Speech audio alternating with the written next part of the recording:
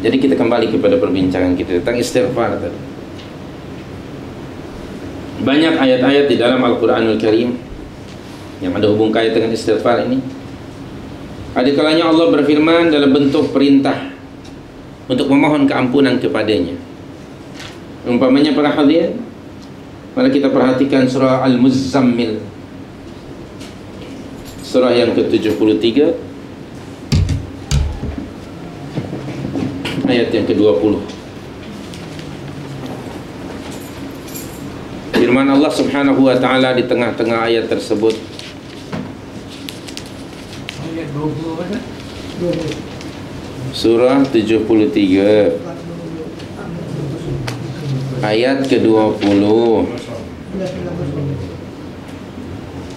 Juzu 29, muka surat 990. Okay. Panjang ayatnya. Panjang ayat. Tapi kita tengok yang terakhir tu lagi. Terakhir sekali tu. Perintah. Ini perintah. Itu perintah ya. Bismillahirrahmanirrahim. Wastaghfirullah. Innallaha ghafurur rahim. Ini dalam bentuk perintah. Dan mohonlah keampunan kepada Allah. Itu perintah. Sesungguhnya Allah Maha Pengampun lagi Maha Penyayang. Tengok ya. Di sini Allah berfirman tentang istighfar dalam bentuk perintah supaya kita memohon keampunan kepada Allah Subhanahu wa taala. Ada satu lagi lah saya bagi contoh dalam surah Hud, surah 11 ayat yang ketiga.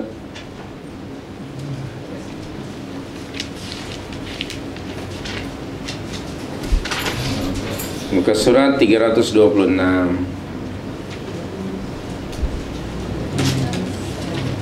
Apa bunyi ayatnya? Wa anistaghfiru rabbakum thumma tubu ilaihi. Wa anistaghfiru rabbakum, dan hendaklah kamu meminta keampunan kepada Rabbmu.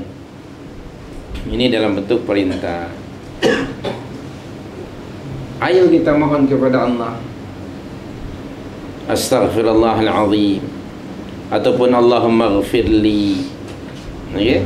Misalnya mohon keampunan.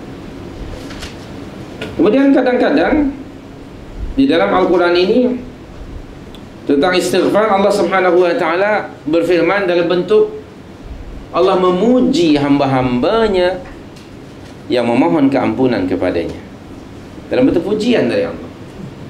Umpamanya dalam surah Ali Imran ayat yang ke-17, surah 3, surah 3 ayat 17.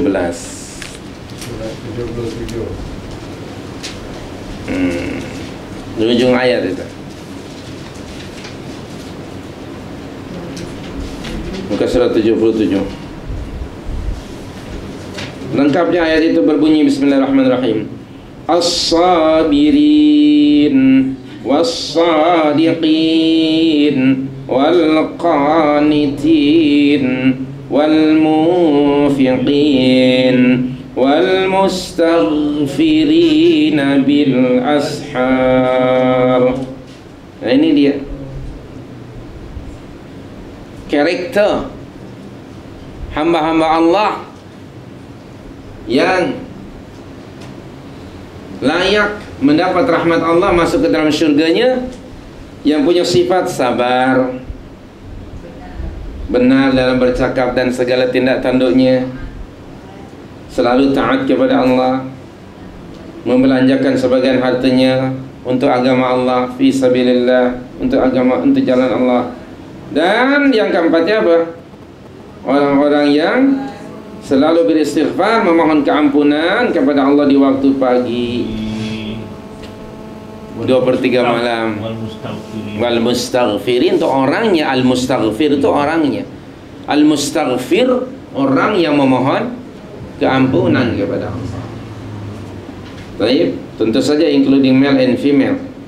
Di sini wal mustaghfirat ada dalam ayat yang lain diasingkan.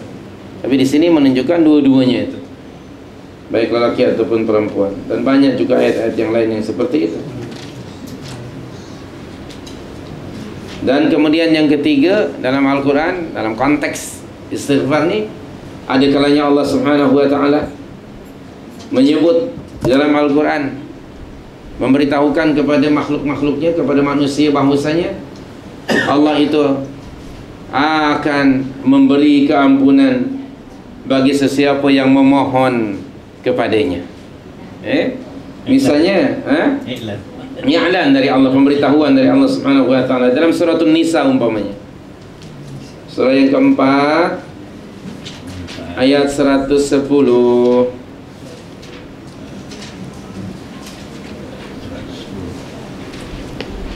Muka surat 140, juzuk yang kelima. Bismillahirrahmanirrahim. Wa man ya'mal su'an aw yadhlim nafsahu thumma yastaghfirillaha yajidillaha ghafuran rahima. وَمَنْ يَعْمَلْ سُوءًا أَوْ يَظْلِمْ نَفْسَهُ ثُمَّ يَسْتَغْفِرِ اللَّهَ يَجِدِ اللَّهَ غَفُورًا رَحِيمًا. Nah, ini announcement dari Allah. And in the same time ada good news di sini, glad tidings. Dan barang siapa yang melakukan, mengerjakan kejahatan, itu sayyi'ah. Dalam bahasa Arab su' maknanya jahat. Dalam bahasa Jawa su' tu maknanya baik. Itu terbalik. Jangan heran kalau orang Jawa selalu menggunakan nama su' depannya. Su Karno, Su Harto, Su Dibio, Su Lastri, Su Laswan, Su Lastu, banyak su. Okay? Su Karman, Su Kirman, ya, Su Harto, Suharti. Ada ayam goreng Suharti di Jakarta. Nah, orang Jawa banyak su depannya. Nah, dalam bahasa Jawa means good, totally yakni different dengan bahasa Arab. Maka oleh itu orang Arab tidak ada nama depannya su. Tidak ada. Okay. Jadi sekali lagi su bermakna jahat. Ataupun yang zalim nafsahu, menganiaya dirinya sendiri. Maksud menganiaya diri sendiri itu dengan cara meninggalkan apa yang diperintah dan melakukan apa yang dilarang. Seperti tadi ayat kita ada Rabbana zalamna anfusana itu. Jadi menzalimi diri sendiri itu bukan memukul-mukul diri, tidak. Maknanya dengan meninggalkan apa yang diperintah, mengerjakan apa yang dilarang.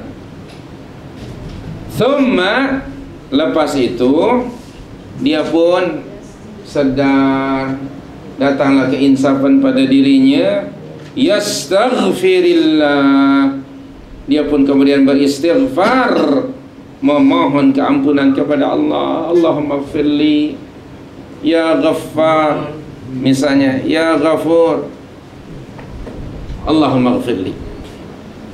Okay?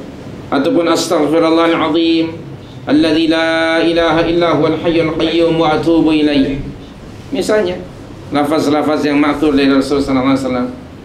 Apa yang akan berlaku? Yajidillaha ghafurar rahimah. Niscaya ia pasti mendapati Allah itu Maha Pengampun lagi Maha Penyayang. Alhamdulillah. Tengok, ini ada dalam bentuk pemberitahuan dari Allah Subhanahu wa ta'ala bahwa Allah Subhanahu wa ta'ala akan memberi keampunan kepada sesiapa yang memohon keampunan daripadanya. Jadi keampunan itu mesti diminta, ya, keampunan Allah itu. Dia tidak datang menggolek.